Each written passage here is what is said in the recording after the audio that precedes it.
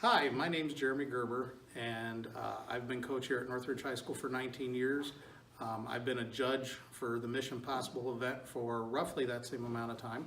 Today we're going to talk a little bit about the Mission Possible event. So you apparently have been drafted to judge Mission Possible. It is a Rube Goldberg style event. The kids are going to bring in devices, and it's your job to measure them, watch them through, figure out what worked and what didn't work. Okay. Today we're going to talk a little bit about the equipment that I use. We're going to talk about what you do when the kids first get there, and we're going to talk about how you actually go about judging it. Okay. First, let's talk a little bit about what you're going to need to run this event. Okay. Some basics. The first thing you're going to need is something to take measurements with. There's different distances that have to be measured within the device, as well as you have to measure the device itself. Personally, my preference is the small Taylor tape measures. You can buy them off of Amazon for like $3 or $4, but I like the fact that they're flexible and it's easy to work around things with. So this is what I generally use to measure stuff with when I judge mission. If you don't have that, obviously the next best thing is a meter stick, but you're going to need something like this in order to judge mission. Also, you're going to need stopwatches. If you're judging by yourself, it's important that you get a stopwatch with a lap function. Okay, one of the steps that the kids have this year is a timer step, and so you need to not only keep the overall time of the machine, but you need to be able to take the time of that step. So having a lap function on your stopwatch would be a useful tool. Ideally, it wouldn't just be you judging. I like to judge with at least 2 timers to assist me. So if the place where you're running this has the ability to do so, I would encourage you to try to get a couple of volunteers to help you time. But you will need stopwatches. You need a scale. If you're a science teacher, odds are good you've already got scales. If you're not a science teacher, I encourage these little pocket scales. What's nice about them is they're small, but I have found that they're also pretty accurate. You can get these for about $10 on Amazon. Okay, for the incline plane step and the pulley step, you need to be capable of weighing the students' masses afterwards. And so this is nice, portable, easy to use, so I encourage this.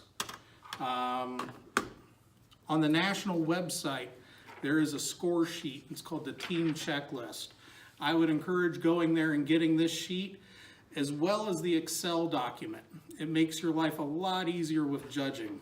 The numbers on this sheet match up to the numbers on the Excel document. You enter in the Excel document what you entered in on this sheet, and it will essentially score the event for you. It'll do the math for you at the end. If you don't have a laptop, or if you don't like this sheet, another option is if you go to North Carolina's website, they have a very nice Mission Possible sheet too, spelled out. I find if I'm not using a laptop to judge, if I'm going to do all the math by hand, I actually like the North Carolina sheet a little better. But I would definitely get one or the other, and you need at least one of these for each mission you're judging, and I'd probably get a few extra because odds are good you're going to screw a couple up. Having said that, since you're going to be carrying around those sheets, you need a clipboard. Okay. I would make sure you have this. The nice thing about these clipboards with these micron style stopwatches is there's a magnet on the back of these stopwatches, so I can take that, and with the metal clipboard I can have my stopwatch going while I'm doing everything. So I like the combination. That's something to think about. Another thing that I use a lot are gauges. One thing that I can't emphasize enough when judging mission is don't ever touch the kids' machines. If the kids' machines break, you want it because they did it. You don't want it to be because you put your hands in it. Now there's lots of different distances that you have to be able to measure this year in mission. And so what I use are these 3D printed gauges. I have this guy here. This distance here is 5 centimeters. From here to here is 20. And then I have this gauge where from here to here is 10. And from here to here is 2. Those 4 distances are all 4 the distances that things have to move inside the mission. If I have questions as to whether or not something may actually go that far, I will hand one of these gauges to the student and I said, hey, can you hold this by this? I just want to make sure it looks like that's actually going to go 20 centimeters. Or in the case of the screw, you know, the screw has to travel 2 centimeters before it knocks something off. You know, can you hold this between the screw and what it's going to hit, because I want to make sure that it looks like it's going to go at least 2 centimeters, okay? I will include links in the comments to the files for these. If you have access to a 3D printer, you can print these yourselves and use them. I find them to be very, very handy. If you don't have access to a 3D printer, I will include an email address and you can contact me and we can talk about how we can get you a couple of these, but these are handy. Lastly, your cell phone. Okay, when the students arrive, they get 30 minutes to set up. You can't rely on being put in a room with a clock anymore. There's been too many times where I've judged and there's no clock on the wall. So I use my cell phone time. When the kids are getting ready to set up, I will look at my cell phone and I will write on the top of their sheet what time they started doing their setup. And then I can compare my phone to that number to make sure that they set up within the 30-minute time, okay? The other thing that I've used in the past that can be handy is a laser pointer. That can be nice to give the student and say when the student's walking you through the device, they can use the laser pointer to point at things in the machine. If you have questions, you can use the laser pointer to point at specific things in the machine. Just make sure to ask the student whether or not there's anything in the machine that would be sensitive to a laser. This year that shouldn't really be a thing, but I always ask just in case. Okay, so these are the tools that I use to do this. I've done it a lot of years and I find that this stuff will pretty much cover every situation that comes up. Okay, so when the students first get here, what do you do? Okay, what I'm going to do is I'm going to go up to the kids, I'm going to give them my score sheet, or their score sheet I should say, for the event. I'm going to ask them to fill out the team number, team name, and student name section, okay? While they're doing that, I'm going to take a look at their machine, and what I'm going to look for is anything that jumps out to me as a safety violation, because the sooner you catch that and inform the kids and give them a chance to fix that, the better. So what are some common safety things we see? Kids love using lead fishing weights. Science Olympiad outlawed lead a long time ago, so that is illegal, cannot use it. Kids like to use lithium batteries. Lithium was outlawed 2 years ago by Science Olympiad, so no lithium batteries. So take a look at those if you can. Other things that I've seen over the years, I've seen kids use gunpowder. I've seen kids use concentrated acids. Basically anything that jumps out to you as a judge is, hey, maybe kids shouldn't be using this. You want to point that out to them sooner rather than later. While they're setting up, I circulate around too to see the kind of stuff they're getting out. Okay. Now, I ask them, do you guys have your safety goggles? Yes. Clearly they do. If they don't, I always give them an opportunity to go and get them quick. At this point, I'm going to say, do you guys have everything you need to start setting up for your run? Yeah. Okay, if they answer yes, I'm going to take out my cell phone. I'm going to write the time that they got here across the top.